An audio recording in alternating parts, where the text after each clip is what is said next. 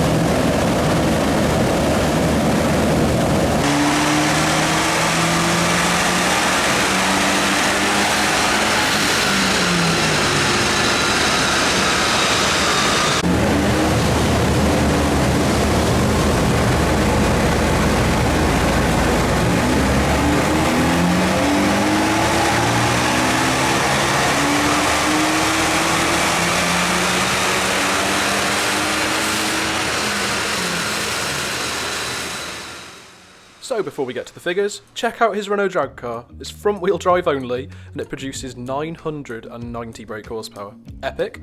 So, the results were a recorded increase of 36 Nm, up from 250 to 286, which is more than claimed. For power, the recorded increase was 18 horsepower up to 186 from 168. There are a couple of things to note before we approve these figures. First, the runs were frustratingly done with the aircon on, although we did say that it's a bit of a myth quite how badly that saps power from modern cars. So it would have been a couple of horsepower, but shouldn't have affected it too badly.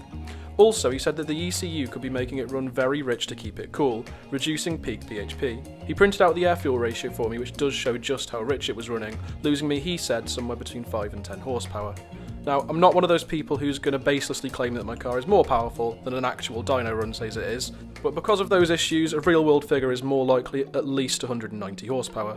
Even if it is 186, I'm still pretty happy with that, but again, in fairness to Bluespark, it is likely the box performs just as well as they say it does, at about 194. Now, the last thing to do now the tuning box is on is to get a comparison between the 0 to 62 time. Unfortunately, because I live in the UK, it's been raining for the past 2 weeks, so even when the box was off, I had to do a 0 to 62 time on a damp surface. So you'll get a good comparison because the conditions are exactly the same, but it's going to be no way near the correct 0 to 62 time on a nice dry surface. The best I managed without the box was about 7.2, 7.1 seconds.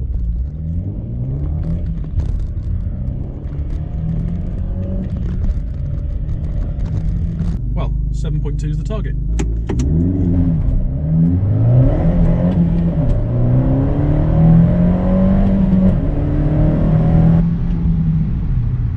Right, we'll try that again and we'll baby it in first gear to try and get a little bit more traction easier. Short shifting it.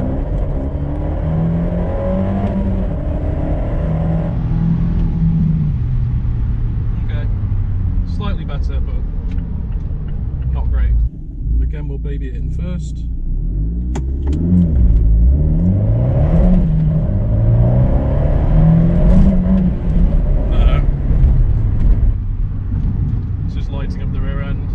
Shame we don't get a direct 0 to 62 comparison. We'll have to do that again when we have a dry surface. But hopefully this video has given you a good idea of what kind of gains you can get from the Bluespark tuning box. If you did like the video, please do subscribe for plenty more like this. And as always, thank you very much for watching. Ciao!